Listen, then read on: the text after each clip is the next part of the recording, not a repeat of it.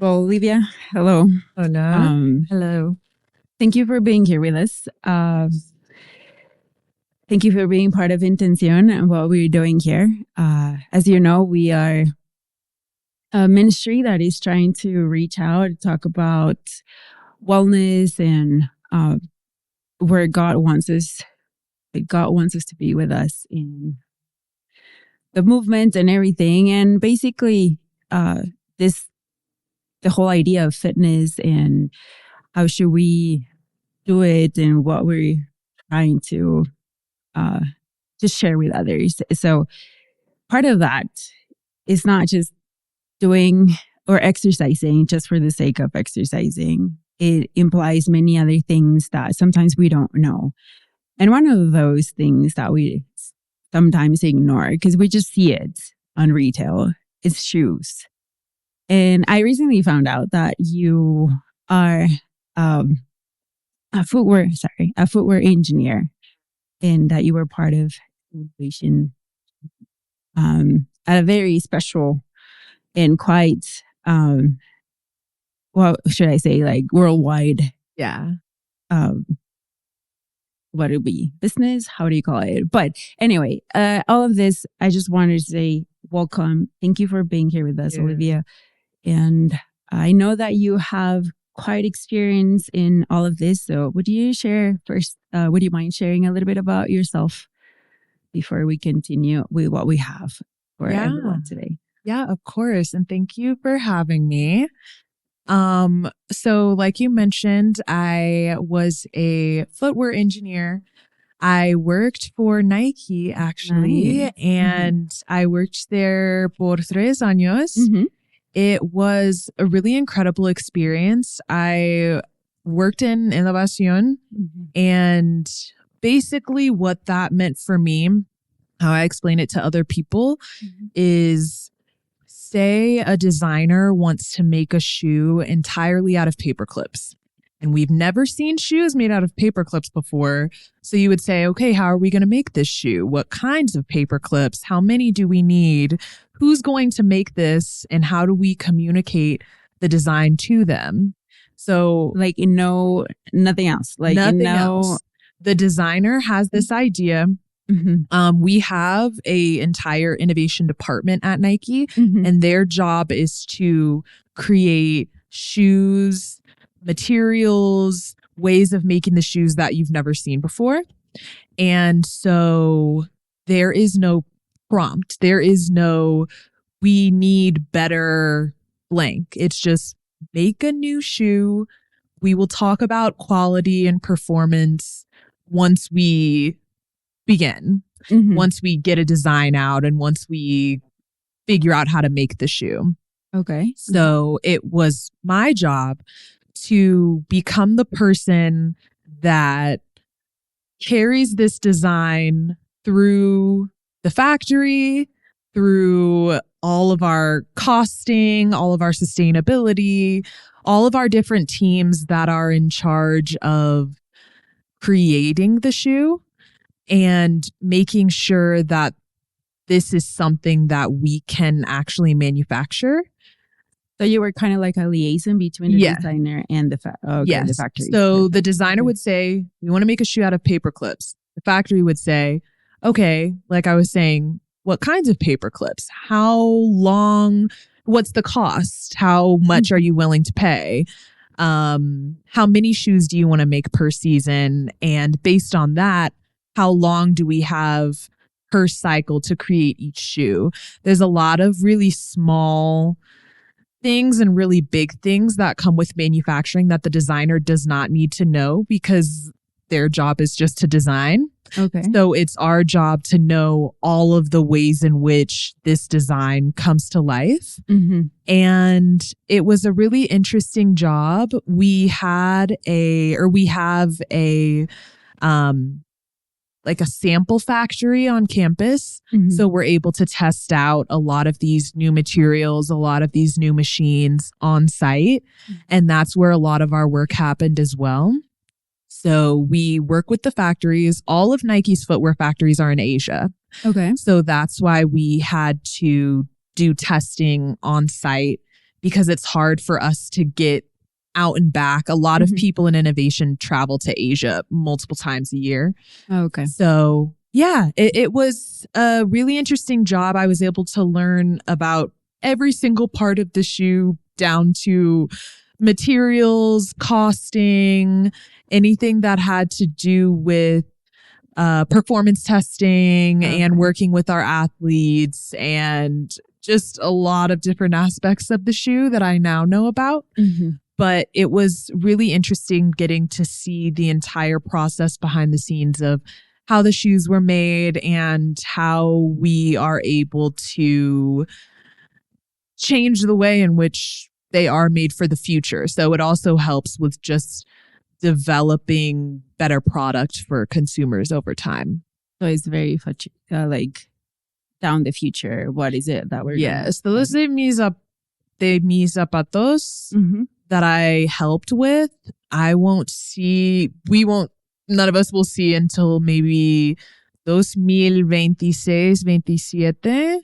Oh, wow. So yeah, it's very, very far down the line, but very rewarding because you're seeing materials that no other brand is working with or no one else has put on their feet before.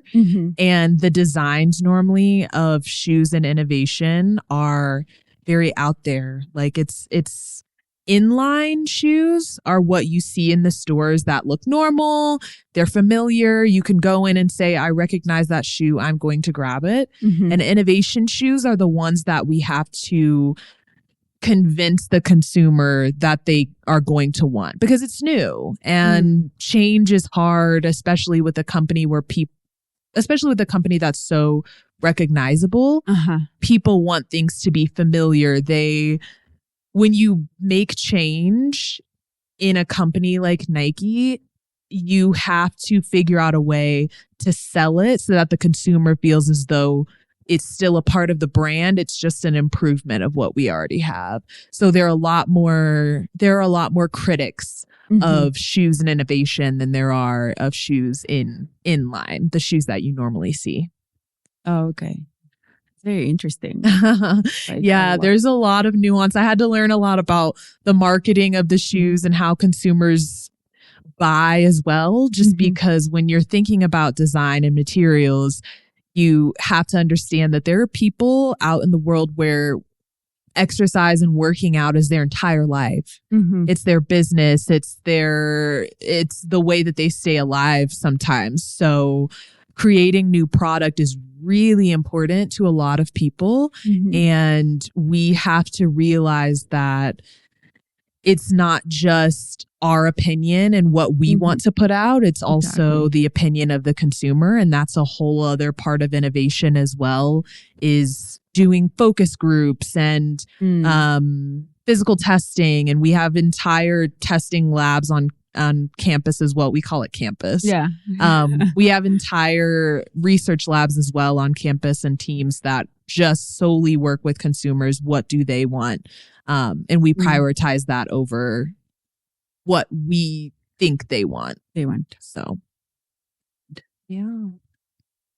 So all of this process, designing, materials, factories, and all of that, how are shoes made? Like, what would be the line around there? So I brought a sample. Oh, perfect. Es un zapato, pero es muy sucio porque correo en viveros. That means that you use them? Okay, perfect. Yeah. They're tested, so that's a good thing. Yeah. Perfect. So you have three main parts of the shoe. You have the upper, you have the midsole, and you have the outsole. So we'll start from the bottom up. So the outsole is normally always made out of rubber. And like I said, all of our factories are in Asia. So they are responsible for a lot of the relationships with vendors that create raw goods. So the rubber, the foam, the plastics, the textiles on the upper, everything like that. So the outsole is made first. Well, the upper and the midsole and outsole are made separately. Okay. And then there's a process called stock fitting where we eventually glue them together with adhesives.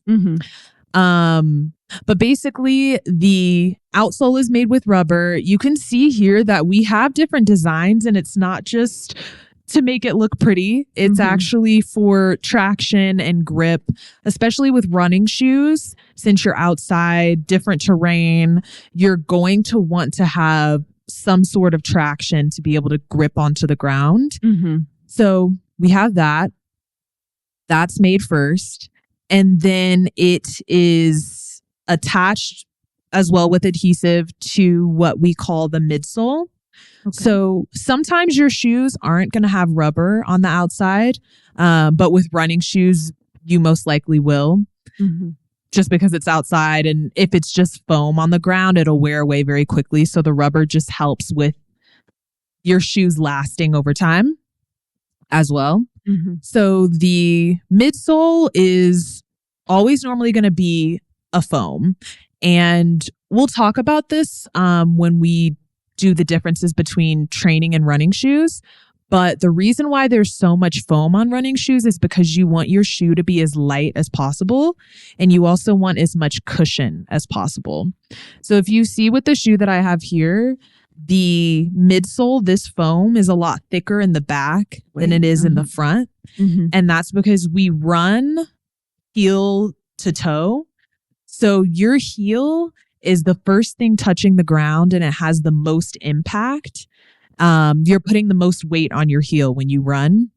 So the cushion needs to be bigger here so that it doesn't wear out quicker, and so that you have the support that you need in your ankle to be able to run long distances. And I won't get into the exact materials of it. They normally, the acronym for it is, you can have PU, so that's polyurethane. It's pretty big words. I often don't even understand them myself. And then they have EVA. So there's a lot of different options for that, but it's not as important for consumers to know like the specific details of that. Just knowing that this is a foam, so that you know what type of cushion you need. And then you have the upper. So the upper is where all of your textiles are going to be. They have, and I'm glad I brought this shoe because a lot of the features are what you would see normally in running shoes. Sometimes shoes don't have this, but you have little strips of plastic. We call them skins. And the skins are placed around the shoe in places where normally you would see ripping or tearing in the upper, like where the shoelaces are. You've got skins here. Along the back, you've got skins.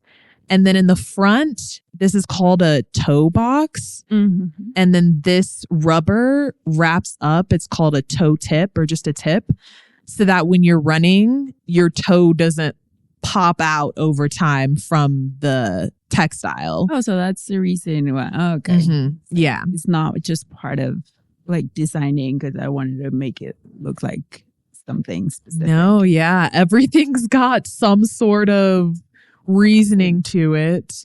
Yeah, there are so many pieces and parts to every shoe. You even have cushioning in the back. So they put foam inside of the shoe, like right at your heel. And it really just helps with forming this U shape so that your heel is locked in. So there's cushioning, and then there's also like a piece of thin plastic here as well to hold the shape. So yeah, there's a lot of different parts and pieces to it. One other thing that they do in manufacturing is they put the upper in a last, and a last is basically like a fake foot, and they put it in there to keep the shape of the shoe while they're creating it. And while it's getting stock fit, like I said, the bottom part getting attached to the top part. Mm-hmm. It just keeps its form and shape. And the last also determines the fit and feel of the shoe. So they have children's last, women's last, men's last. And then there are also what we call dimensions. And dimensions are what type of sport you're doing or what exercise you're doing. So there's running, tennis, football, American football, there's cleated, there's so much training, running. There's so many different types of lasts. And it's all based on gender as well, like I said. So yeah, there are so many things, but all you have to remember is make the outsole first, then the midsole, attach these two, make the upper, and then attach the upper to the bottom. So yeah. Thank you. It's like, okay.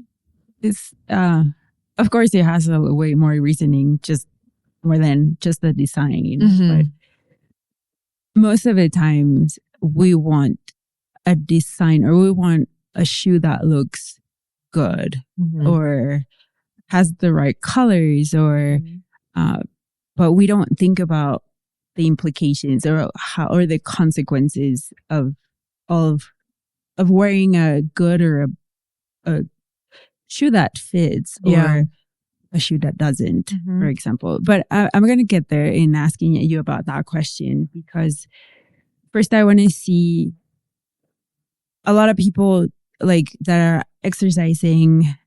They want to start with something. Probably they say, okay, I'm going to go to the gym, but like what will be the right shoe for a gym or just for weightlifting or well, maybe I want to go running because it's easy. I just basically put on my shoes and then how the ads show it, no? Like put on your shoes and there you go. The world is your track. Yeah. So go however you want. But we don't know. I wanted to buy some running shoes at some point, but I was like, okay, so this doesn't feel right. Like I put them on and then I felt like I was kind of like going forwards, kind of like inclined. Rocking. Exactly. So now that you're explaining that, I have an idea why. Because first my ankle? No. Heel. Thank you. It's like, first my heel and then the traction. But some people realize that they don't run heel to toe, and that's why they might have that discomfort of, oh, this shoe doesn't quite feel right. And I don't think any running shoe really feels right. Sometimes we interpret the majority of people saying, oh yeah, you run heel to toe. But there are some people who, they run differently. And there's two ways to kind of fix that. You either work more with finding the right shoe that doesn't have that thick at the bottom, thin at the top. And sometimes a lot of brands do have running shoes that cater more to people that run in a different way. Or a lot of runners will get running trainers and the trainer will help them run in a better way so that they can work better with their shoe. So sometimes you can change the way you run to accommodate the shoe. Okay, so it's not the shoe accommodating you. Yeah, you can go either way, but I think a lot of trainers will say that heel to toe running is just better in general. It allows you to run a lot longer and your heel can take a lot more weight than your toes. So it's just a technique, but some people it's hard. Over time you'll notice that, oh, a lot of shoes that I try don't really work. What does that mean? So speaking of training shoes and running shoes, so what would be the difference between those two kind of shoes? Yeah. So since I have this running shoe here, I'll start with the running shoe. Like I mentioned before, you're going to have more cushion in your running shoe. So your midsole, the middle part of your shoe, is going to be a lot thicker. And with running shoes, or with training shoes, it's going to be thinner. So with running, you want more cushion. You are going to want your upper, the top part of the shoe, to be a lot more fitted to your foot. So the textiles sometimes will have a lot more stretch to them than a training shoe. We even have at Nike, we have a material called Flyknit, and it's a very stretchy, almost for shoes, elastic type of material. And it fits to your foot a lot better. It allows your foot to mold to the shoe so that you're not feeling so, you want the shoe to be tight, but with some people it's uncomfortable to have a shoe locked down on your foot. So having a stretchier material allows for your bones to not just be like crushed in the shoe while you're running. Exactly. And then you also want to make sure that there's just a bit of room. Normally what we do is when you put on a shoe and you squeeze where your toe is, you're going to want just a tiny bit of room right in front of your toe. You don't want your toe to be right at the front of the shoe when you're trying it on, just because when you're running, your foot, because you're going heel to toe, is just going to like push up against the front of that shoe. And so over time, your toe is just going to be squished in there, and you're wanting to make sure that you have a little bit of space in that front of that shoe so that when you run, you can move a little bit more. And you don't lose your toenail. And you don't lose your toenail. I have had some friends who are marathon runners, and it's a little bit more extreme, but a lot of times they will lose their toenails or they will bleed at the toe because they just didn't have enough space there. Like I said, it's more extreme. Normal runners, you won't normally experience that, but you could, if you're feeling toe pain, it's normally because your toe is too close to the front. Oh, okay. But anyways, yeah. So running shoes, you're going to have the tread at the bottom. You're going to have a bigger midsole, and your upper is going to be a bit stretchier to accommodate for the impact of each step. And then with training shoes, you're going to want more room in the width of the shoe because training, you're going to need to be able to use it for a lot of different exercises. You want to be able to use it for weightlifting. You want to be able to do a little bit of running on the treadmill and a lot of exercises where you do what we call lateral movement. So you're moving left and right a lot. A lot of exercises and training at the gym can be like, you're just kind of, there's endless things that you can do at the gym. So you need a shoe that can withstand all of those different types of movements. Whereas running is just straightforward. It's running forward, heel to toe, standard. So with training shoes, you want more room in the width so that you can move a lot more with your shoe left and right versus just straight and forward. And then you're also going to want your material to be a little bit more stiff to your foot. That's why, and I don't know if people have noticed, I don't know if this is just in Los Estados Unidos, but a lot of people will work out in Converse, and it's a canvas shoe. Like they'll do weightlifting in a Converse shoe. I've seen that, because the canvas is stiff and it's going to not move as much when you're weightlifting and things like that. It can be a wider shoe, but it's not going to allow your foot to like expand past the material because you still want to have some sort of support.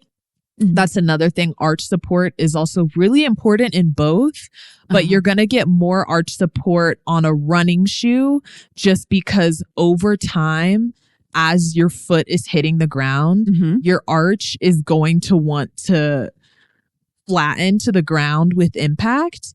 And you need that support again so that you don't have any ankle injuries, knee injuries, back injuries, things of that nature.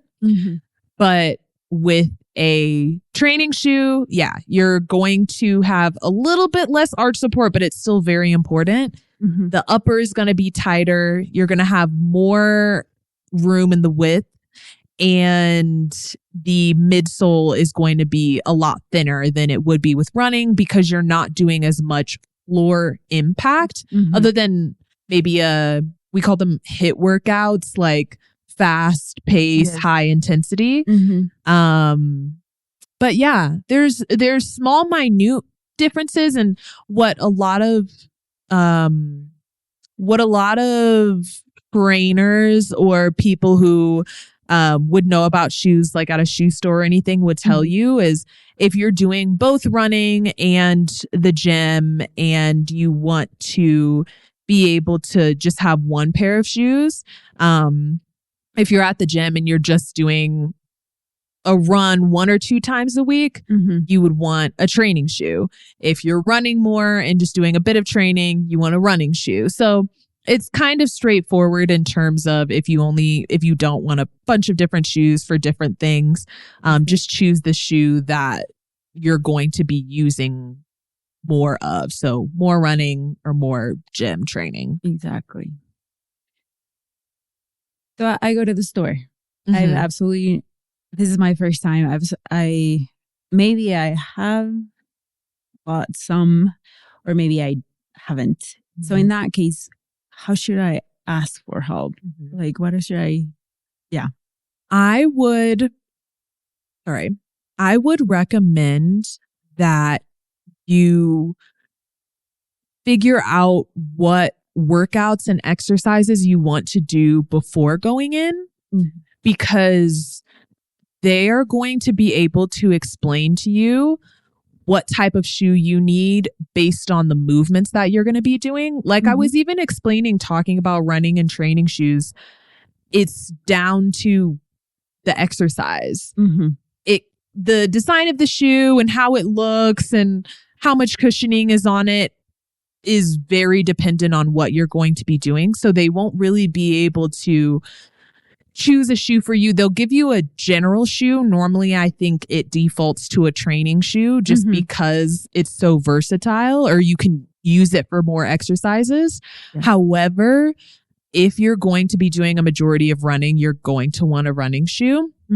So I would first let them know what exercises you're wanting to do. And then I would also get a size fitting. A lot of times shoe stores will have they're like metal sizing tools that you can use to figure out your foot size. And for a lot of people, their feet are different sizes, one or the other. And that's really important to understand as well before you try on shoes, because a lot of people will get frustrated with, oh, my left feels good, but the right's a bit tight.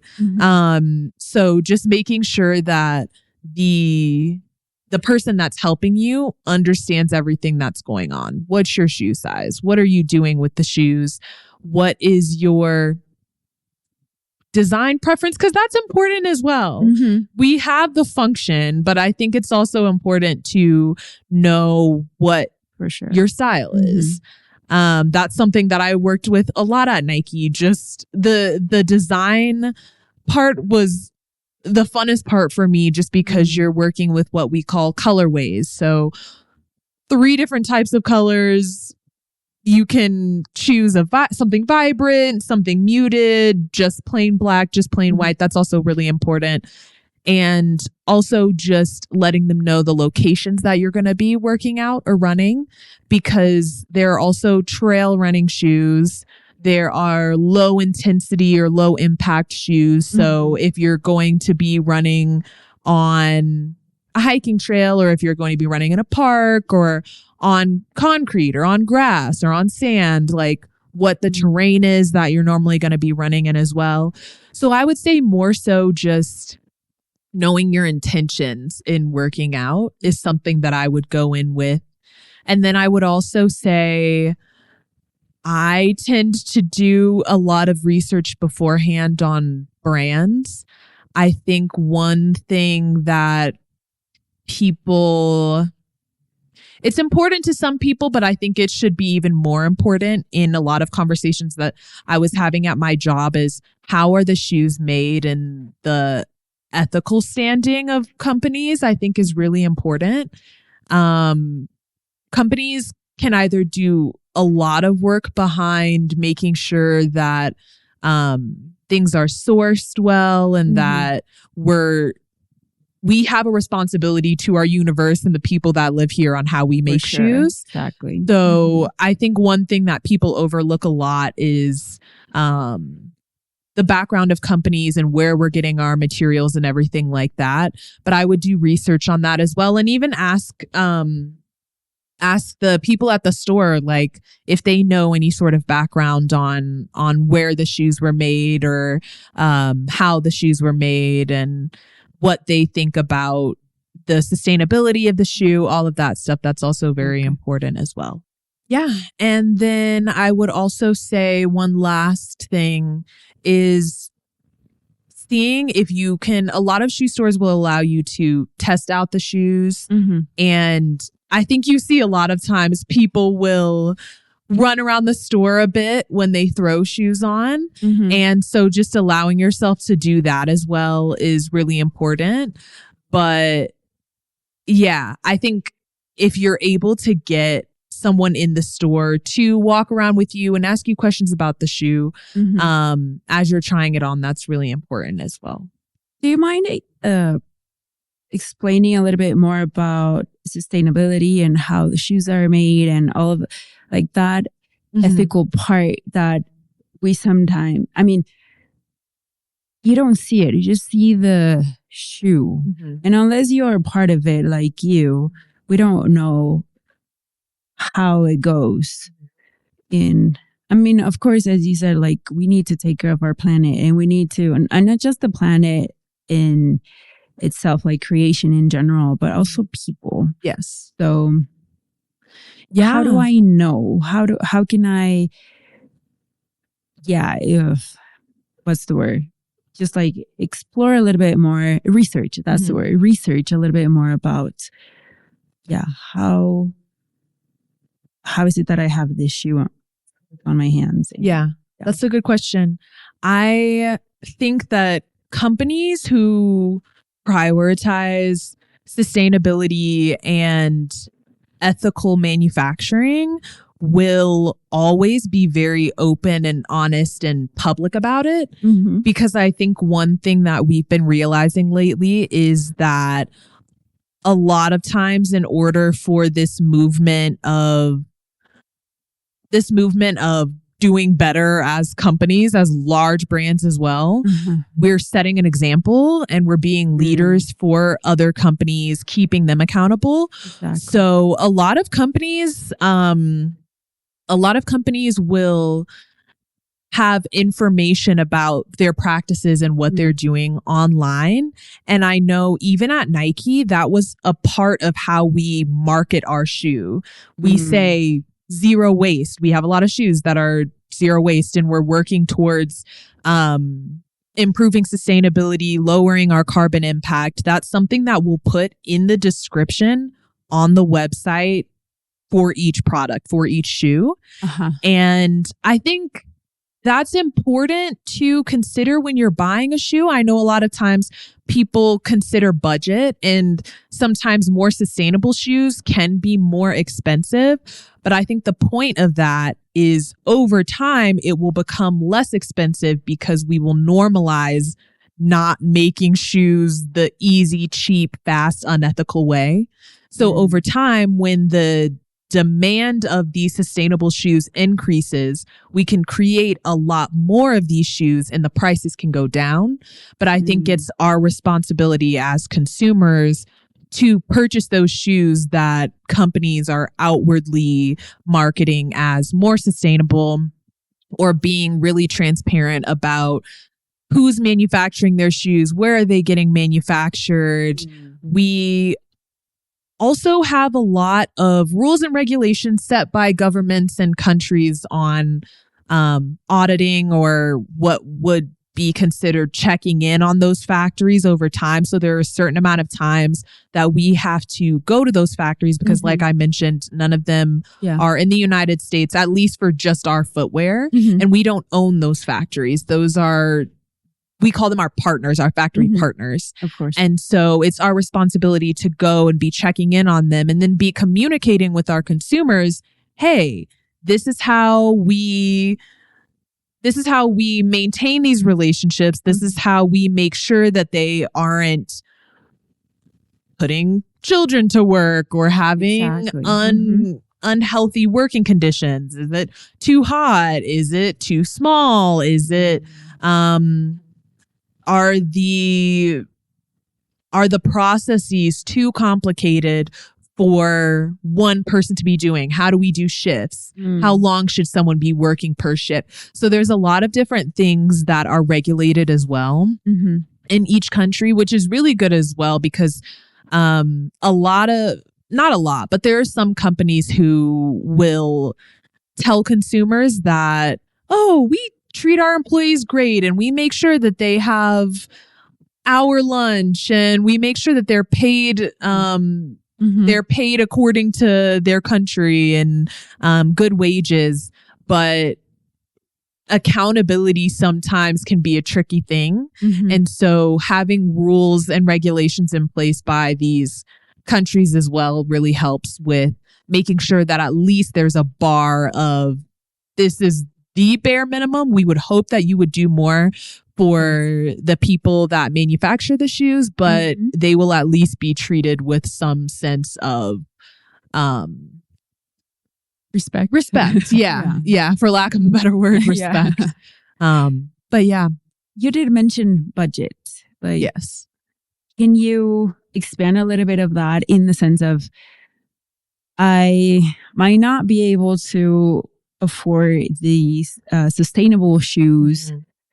So is there something that I should compromise, or should I just wait until I either save, or, I mean, I wouldn't say like get into debt, but but is there anything that I could compromise or not? Yeah.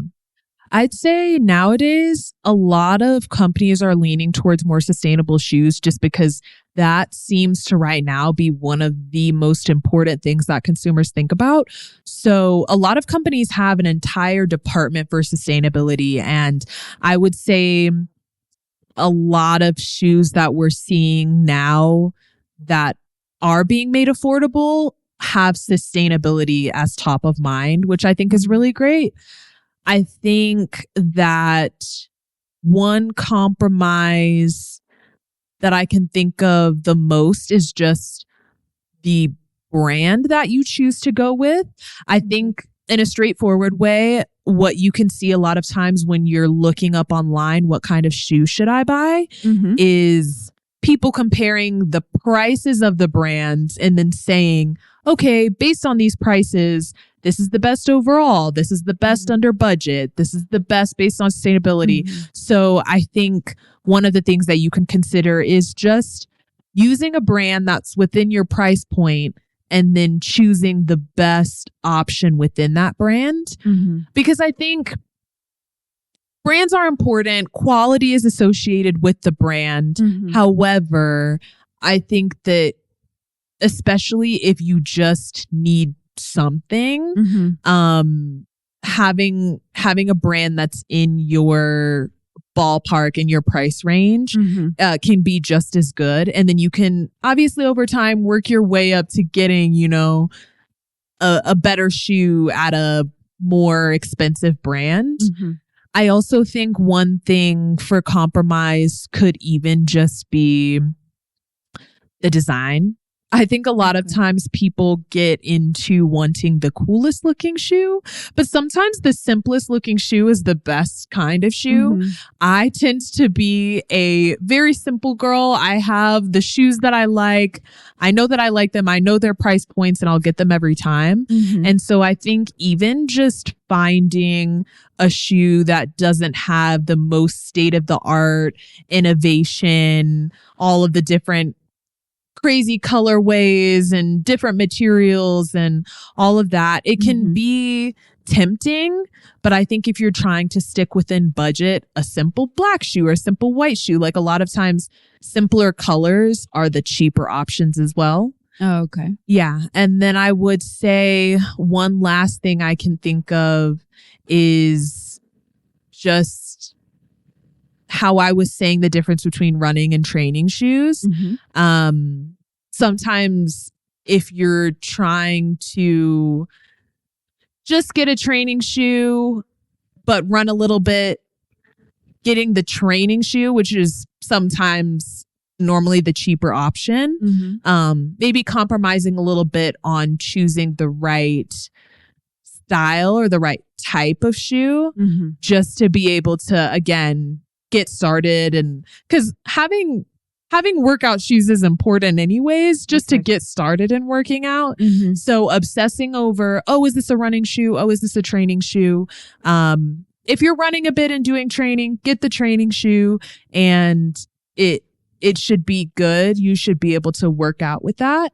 So yeah, I'd say the brand, the design, and the training versus running, maybe leaning more towards a training shoe to start out, to get a little bit of in budget shoe before you get into the more intense, dynamic, like highly designed running shoes. Okay. Yeah. What are the consequences of using the wrong or incorrect, low quality kind of shoe? I'd say the first thing I can think of is injury. A lot of times, especially with runners, injuries will develop over time. And the issue with that is you'll think that the shoe is fine. You'll get a cheaper shoe. You will get a shoe that maybe, doesn't fit you as well. Maybe your heel slips out the back a little bit, but it's what you can get at the time, which is fine. But I would still keep in mind, okay, at some point I need to get a better style of shoe, because maybe a year down the line, 2 years down the line, a couple months down the line, you'll start feeling a different pressure, or a little bit of pain in your ankle or your knees or your back. I say those three because those are the three most impacted areas of your body in terms of running and working out and training. And so you'll think you're fine. And then in a little bit of time, all of a sudden you have an injury. And it's like, by the time you realize it, it's so far along because you've been using the wrong shoe for so long that it tends to be a bigger issue once you address it than if you would have just gotten the right shoe. So sometimes splurging a little bit more on the shoe helps with counteracting maybe a really expensive medical bill later down the line, because you have the wrong shoe, but you've been doing higher intensity, more consistent workouts. I would also say with that, being able to do the exercise in the right way can be very dependent on what type of shoe that you wear. So like I was saying with trainers, a lot of runners, or even just people that go to the gym, have physical trainers. And sometimes you can't do the exercise in the right way if you don't have the correct shoes. And again, that can lead to injury, but that can also just lead to you never really getting the results in your body, like the physical results that you wanted, because you can't do the workouts correctly because you don't have the right pair of shoes. And you also might not be able to communicate how you're feeling in that workout because the shoes are incorrect. So say you're working out and you're doing the workout correctly, but your ankle's hurt. So you think you're doing the workout incorrectly, but it's not you, it's the shoe. So a lot of times people will find themselves not being able to correct the workout, correct their running pace, correct their running distance, because they don't have the right pair of shoes. And then I would also say, for the third thing, is that it will cause you to go through maybe more shoes than you would expect, just because with that discomfort, you're thinking, okay, I need to get a different pair of shoes. So now instead of having just gotten that one good pair, you're now going through multiple pairs over time, trying to find the right one, versus just being intentional about that first pair. Because for me, like I said, I have my one pair that I know and love, and it's because I don't even think I really splurged. I wear very basic shoes, but because I was intentional about what material do I want, how much cushion do I want, asking questions to the people at the store, and looking up and researching brands and everything, putting the work in beforehand really allowed me to get one shoe and stick with it for, years. So. Perfect. So one last question. Now we have the online market at a click. And I mean, it's easy, it's fast. It gets home whenever I need it. Mm-hmm. So how do I choose the correct shoe online? I mean, if I go to the store, I try it on and then I see maybe I can walk around and I can ask more questions and all of this. But online, how can I choose one? I would say, first thing, if you have a favorite shoe, but you just maybe want a change in style, you want a change in brand, you want a change in price, looking at the tag in the shoe and seeing what the materials are, obviously the size, and also just looking at the design of the shoe that you have that might be your favorite, and then comparing that to what's online could really help with making a quick change. Mm-hmm. I'd say if you're starting from ground zero and you don't have a favorite shoe and you don't really know a direction, mm-hmm. going into the store first would be a really great idea. Trying on a bunch of different brands and a bunch of different styles of shoe, mm-hmm. and then circling back around and going online is another option. Mm-hmm. There are a lot of brands nowadays that will put very specific details about the shoe in the description mm-hmm. online. So you can look up whether it runs small or runs large, what the width is, the actual dimensions of the shoe, because a lot of times unfortunately, mm-hmm. a lot of companies have shoes where a size 8 in one shoe fits like a size 9 to you, but you normally wear a size 8 in that brand. Mm-hmm. So it can be hard to order a bunch of shoes. And yeah, the shoe might be right for you, but it fits different because they don't have a consistent sizing on their site. Mm-hmm. So that's why I said going in person. But I think also just looking up those dimensions and the details of the shoe mm-hmm. can really help with, okay, I know I'm a size 8 and I know what that dimension is. I'm not sure off the top of my head, but I know what that dimension is in centimeters. Mm-hmm. I can now look at the dimensions of the shoe on the site and make sure that aligns. Mm-hmm. I also think reviews, obviously, that's the one thing about going online is that in the store, you're talking to one like sales associate mm-hmm. versus when you're online, you can look at other reviews from other people mm-hmm. on how they feel about the shoe, how it lasted over time, things like that. If there's no reviews on that website, we now have access to so many different platforms of going on social media and seeing how people feel about it, going on YouTube and seeing videos of people actually working out and giving reviews in real time. I would also say just being able to have conversations with people in communities that normally interact with sport in the way you are. So maybe joining a running club and mm-hmm. having conversations with people about what shoes they like and how they found their right fit, or joining like an online space and being able to have conversations. And I think it can cover two different things. It can cover you figuring out what shoe you want, and it can also cover you finding a community to help you continue on your exercising journey, because I'm a very big believer in, and I think even at Nike, it was very big on creating community and allowing community to be a reason why you stay consistent with exercise. So even just asking people, like how we had a conversation the other day, because I know about shoes or because of my experience with running or training, I was able to talk with you about how I look up shoes and maybe even explain to you what my favorite shoes are.